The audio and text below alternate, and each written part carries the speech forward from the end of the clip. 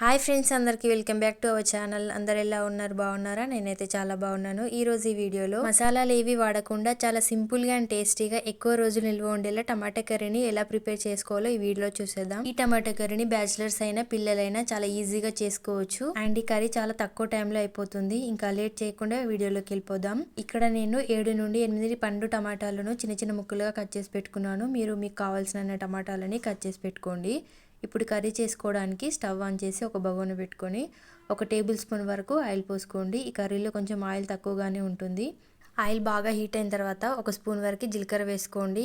ఈ కర్రీలో జీలకర్ర ఎక్కువ వేసుకుంటేనే కర్రీ టేస్ట్ అనేది చాలా బాగుంటుంది. జీలకర్ర కొంచెం ఫ్రై అయిన తర్వాత 1/2 స్పూన్ వరకు ఆవాలు వేసుకోండి. ఆవాలు కొంచెం చిటపటలాడిన తర్వాత 1/2 స్పూన్ వరకు అల్లం వెల్లుల్లి పేస్ట్ వేసుకొని అల్లం వెల్లుల్లి పేస్ట్ అనేది పచ్చివాసన పోయేంత వరకు ఫ్రై చేసుకోవాలి. ఫ్రై చేసుకునేటప్పుడు మంటని లో టు మీడియం ఫ్లేమ్లో అడ్జస్ట్ చేసుకోవాలి. ఈ పోపు దినుసులన్నీ మంచిగా ఫ్రై అయిన తర్వాత 1/2 స్పూన్ వరకు పసుపును వేసుకొని కలుపుకోవాలి.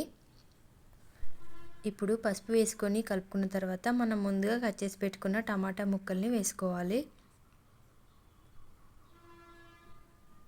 ఈ కర్రీకి కొంచెం పండిన టమాటాలు అయితే ఈ కర్రీ టేస్ట్ అనేది ఇంకా బాగుంటుంది. ఈ టమాటా ముక్కలని వేసుకొని మొత్తం కలిసేలాగా కలిపిన తర్వాత 1 నిమిషం పాటు మీడియం ఫ్లేమ్లో ఉడకనివ్వాలి.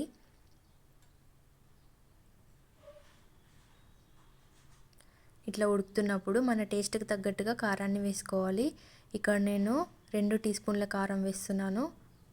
నేను తీసుకున్న టమాటాలకి ఈ కారం కరెక్ట్గా సరిపోతుంది. మీరు తీసుకున్న టమాటాలను బట్టి కారం క్వాంటిటీ అనేది పెంచుకోండి. దాంట్లోనే 1/2 స్పూన్ వరకు ఉప్పును కూడా వేసుకొని మొత్తం ఒకసారి ఇలా మిక్స్ అయ్యేలాగా కలుపుకోండి. ఈ కర్రీని టూర్స్కి వెళ్ళినప్పుడు తీసుకెళ్తే కూడా వారం వరకు అస్సలు పాడవకుండా ఉంటుంది. ఇట్లా కలుపుకున్న తర్వాత పైనుండి కొంచెం కొత్తిమీరను వేసుకొని మూత పెట్టి మంటని మీడియం ఫ్లేమ్లో ఉంచి ఒక 10 నిమిషాలు ఉడకనివ్వాలి. ఇలా ఉడుకుతున్నప్పుడు మధ్య మధ్యలో మూత తీసి అడుగంటకుండా కలుపుకోవాలన్నమాట. అలాగే వదిలేస్తే కర్రీ అనేది మాడిపోతుంది. చూడండి, టమాటాలోని వాటర్ అన్నీ బయటకు వచ్చేసి టమాటాలన్నీ మెత్తగా ఉడుకుతున్నాయి.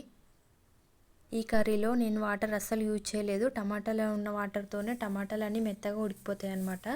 మళ్ళీ మూత పెట్టి ఉడికించుకున్న తర్వాత చూడండి, ఇప్పుడు కొంచెం దగ్గర పడుతుంది. మళ్ళీ ఒకసారి ఇట్లా కలుపుకోవాలి. ఇట్లా అడగంటకుండా కలుపుతూ ఉండాలి.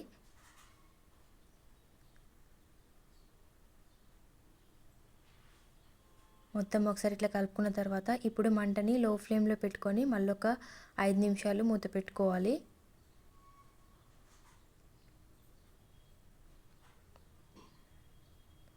చూడండి, 5 నిమిషాల తర్వాత కర్రీ అనేది మొత్తం దగ్గర పడుతుంది. ఆయిల్ అనేది పైకి తేలుతుంది.